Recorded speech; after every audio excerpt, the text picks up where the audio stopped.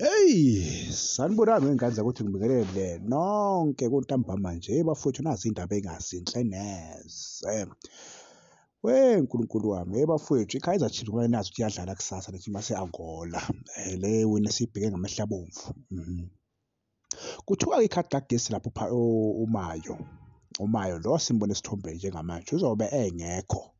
Uqinisekisile-ke ukhoji lo oyibambela okwamanje wesikhashana ukuthi-ke ikhadi likagesi kusasa lizobe lingekho ngathi-ke abakalirejisti kwi-CAF-ke lona ngokusho kwakhe. Indaba engazinhle-ke lezi bafowethu, kodwa kasiyeke siqhubeke bathi uSiphesihle Ndlovu ugatsheni ubuye abayo inyathi bathi nayo izobe ingekho. Ngathi-ke ilimalimele-ke uNdlovu-ke singazi-ke bese siza kuyeka uShoti Ngung'unyane madoda bathi uPhaseka Mako naye uzobe engekho. Engicabanga kodwa ukuthi-ke ku-number 3 position si-covered, asikhali kakhulu.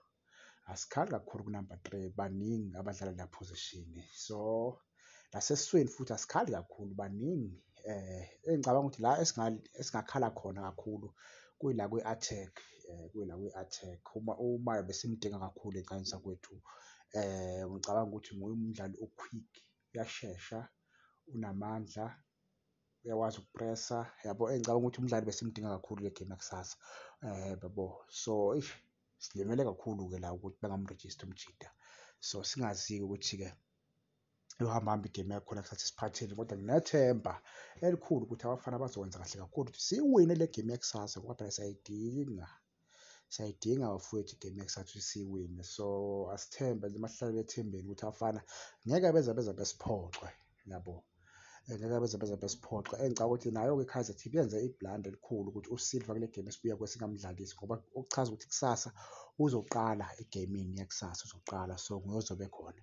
So yabona ukuthi senze iphutha elikhulu singamdlalisi uSilver leya game. So asiye sibone ngane zakwethu ukuthi siphatheleni-ke kusasa.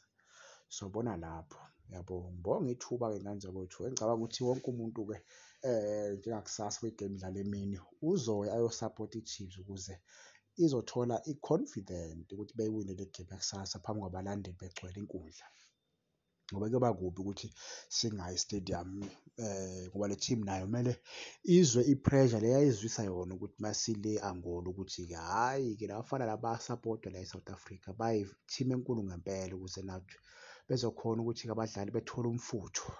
Sibanikeze umfutho, sibanikeze ithemba yabo ukuthi bangayishaya i-comeback bewine. Engicabanga ukuthi futhi soyiwina igame yakusasa yabo, soyiwina kahle kakhulu ingane zokwethu. Engicabanga ukuthi singawushaya u-3-0 laphana, singawushaya u-3-0.